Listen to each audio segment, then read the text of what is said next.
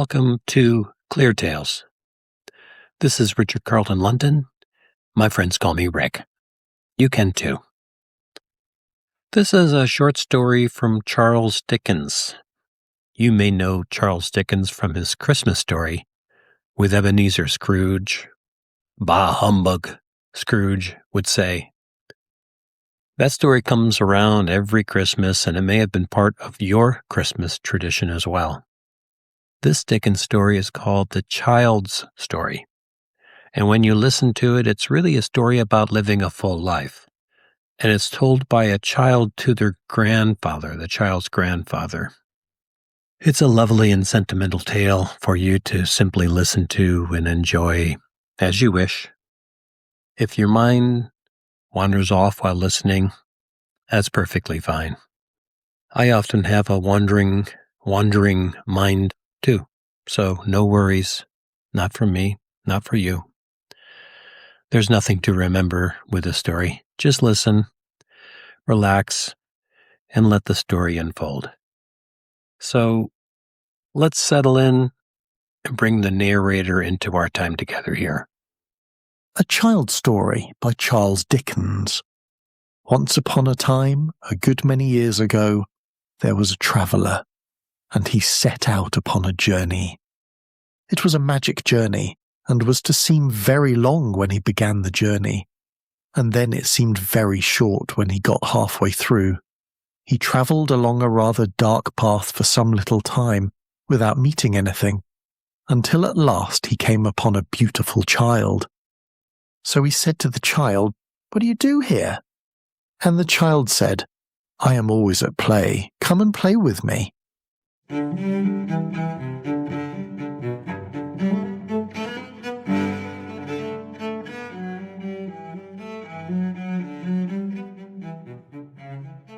So he played with that child the whole day long, and they were very merry.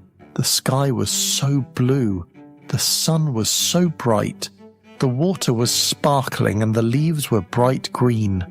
Flowers in the field were so lovely and fragrant, and they heard such songbirds and saw many butterflies as they played. Everything was beautiful. This was in fine weather. When it rained, they loved to watch the falling drops and to smell the fresh earthy scents. When it blew, it was delightful to listen to the wind and fancy what it said as it came rushing from its home. Where does the wind live, we wondered? Whistling and howling, driving the clouds before it, bending the trees, rumbling in the chimneys, shaking the house, and making the sea roar in fury. But when it snowed, that was best of all, for they liked nothing so well as to look up at the white flakes falling fast and thick, like down from the breasts of millions of white birds, and to see how smooth and deep the drift was, and to listen to the hush upon the paths and roads.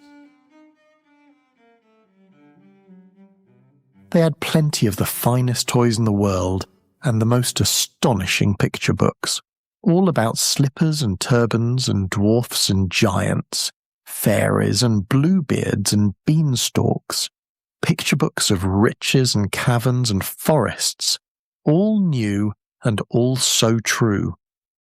But suddenly one day the traveller lost the child. He called to him over and over again, but got no answer. So he went upon his road and went on for a little while without meeting anything, until at last he came to a handsome boy. The traveller said to the boy, "What do you do here?" And the boy said, "I am always learning. Come and learn with me."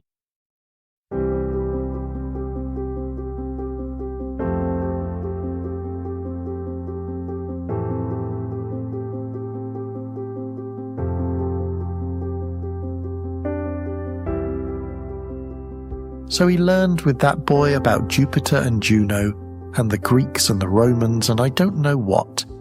He learned more than I could tell you, or he either, for he soon forgot a great deal of it. But they were not always learning. They had the merriest games that ever were played. They rode upon the river in summer, and skated on the ice in winter. They were active afoot and active on horseback, at cricket and all games at ball, at prisoners' base, hare and hounds, follow my leader, and more sports than I can think of. Nobody could beat them.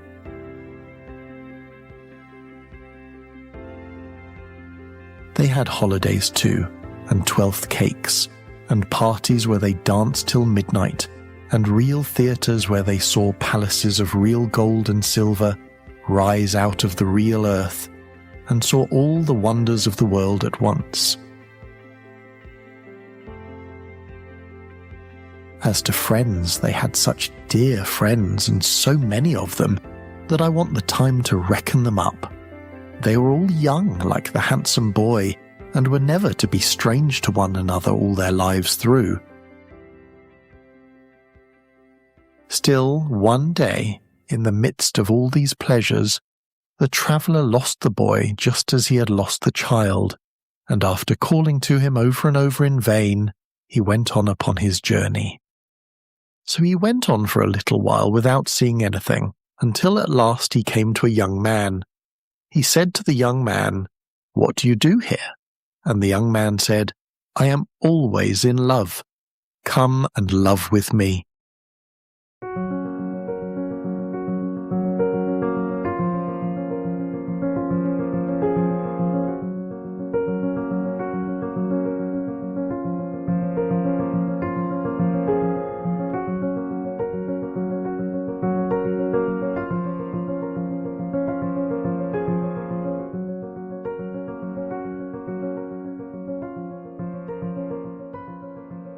So he went away with that young man, and presently they came to one of the prettiest girls that ever was seen, just like Fanny in the corner there.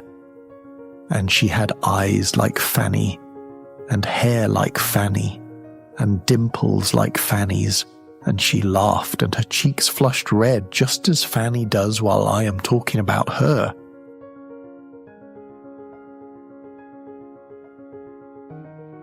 The young man fell in love directly. Well, he was teased sometimes, and they quarrelled sometimes, and they made up. They sat in the dark and wrote letters every day, and were always looking out for one another and pretending not to. At Christmas time they sat close to one another by the fire, and were going to be married very soon. All of it exactly like somebody I won't mention, and Fanny sitting over there. But the traveller lost them one day, just as he had lost the child and boy before them, and, after calling to them to come back, which they never did, he went on upon his journey. He went on for a little while without seeing anything, until at last he came to a middle-aged gentleman. So he said to the gentleman, "What are you doing here?" And his answer was, "I'm always busy. Come and be busy with me."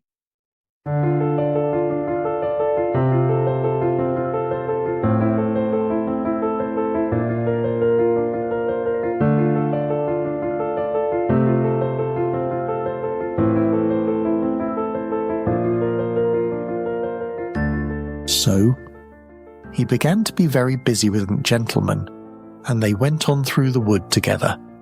The whole journey went through a wood, only it had been open and green at first when they entered, like a wood in spring, and later began to be thick and dark, like a wood in summer.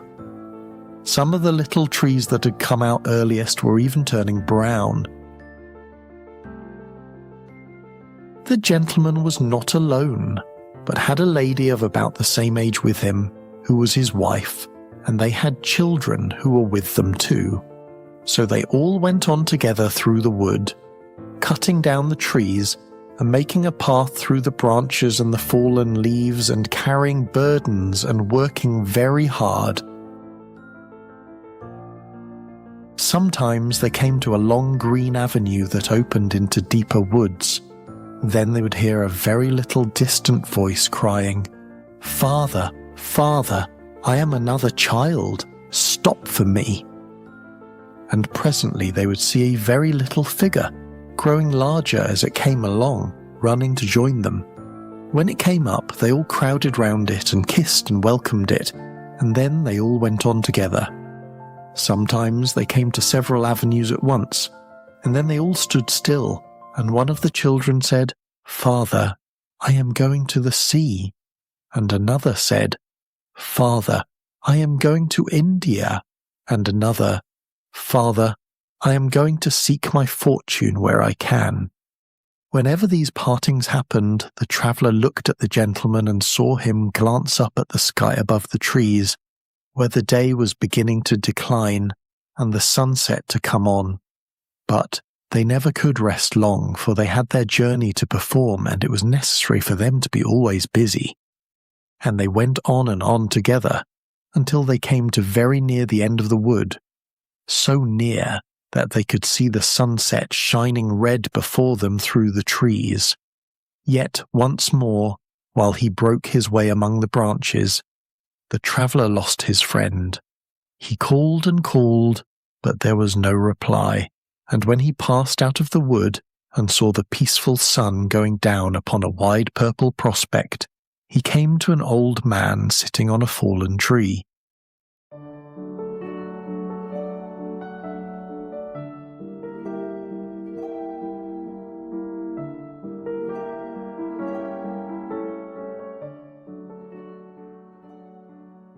So he said to the old man, "What do you do here?" And the old man said with a calm smile, "I am always remembering. Come and remember with me." The traveller sat down by the side of that old man, face to face with the serene sunset, and all the friends he had met on his travels came softly back and stood around him. The beautiful child, the handsome boy, the young man in love, the father, mother, and their children. Every one of them was there. And he learned then that he had lost nothing. So he loved them all, and was kind and forbearing with them all, and was always pleased to watch them all, and they all honoured and loved him. And I think the traveller must be yourself, dear grandfather, because this is what you do for us, and what we do for you.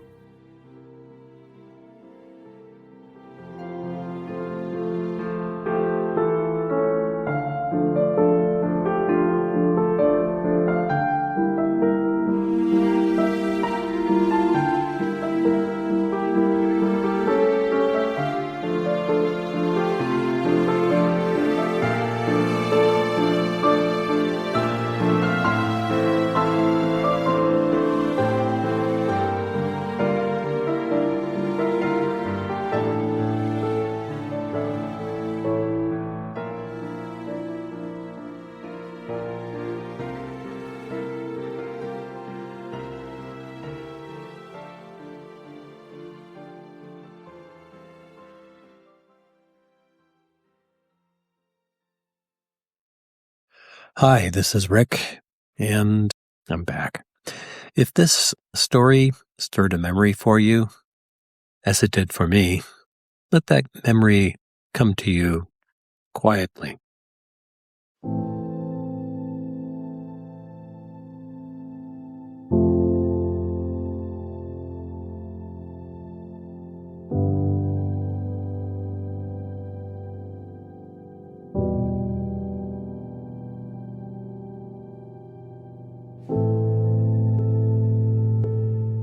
In this story from Charles Dickens, we heard a tale about a traveler in life and where his walk takes him.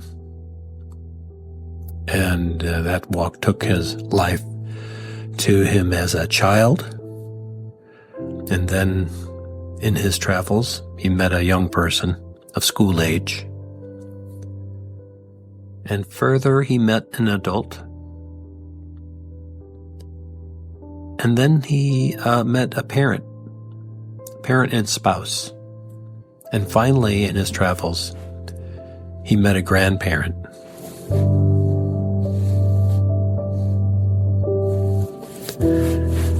Which of those periods brings back a memory in your life?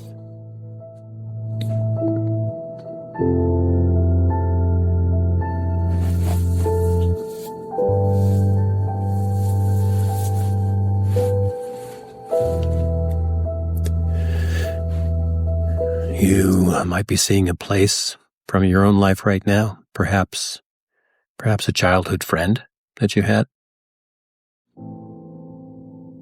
Maybe you have a memory of a street that you lived on,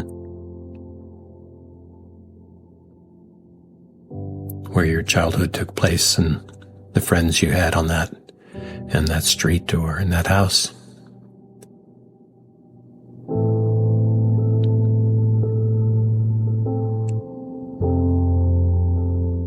In this story, I like how the traveler walked through the woods.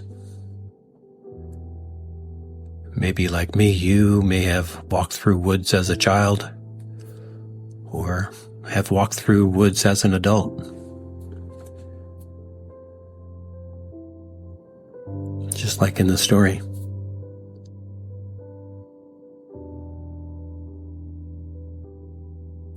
What kind of memories do you have of that? What kind of sounds do you hear when you walk through the woods in the fall time?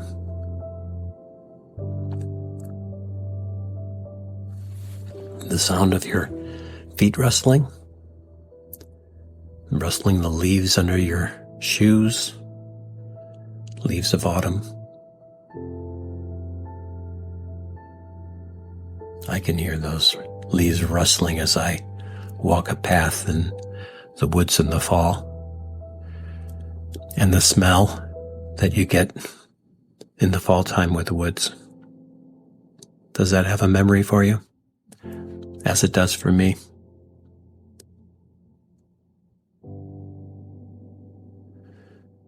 You know, turning leaves in the fall in the woods that has such an earthy smell. You know that smell that you can get after a rainfall.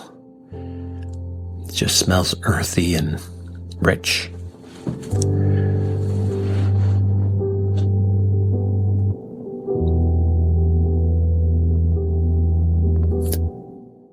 Maybe for you, in the fall time, you can also just catch a hint of smoke in the air from a chimney. Someone have a wood fire burning in their house, in their chimney and fireplace. And that little bit of wood smoke in the fall air drifts about just to give just a hint of a smell of fall time. I love that smell. It's one of my favorite smells. Have you smelled that?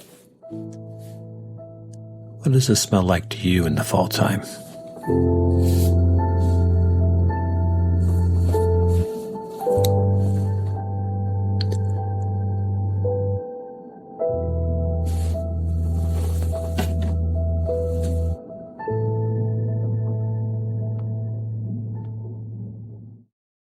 Now that we have listened to the story and some memories have been stirred, we'll close out this story with a familiar piano piece for you to listen to.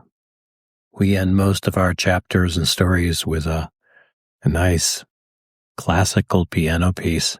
I love listening to classical piano. It stirs my memories as well. And I think that might be what the artist intends to do with their music, is to help us to remember and have emotions and memories from what they've composed and played. So let's listen in on that, and thank you for listening to ClearTales.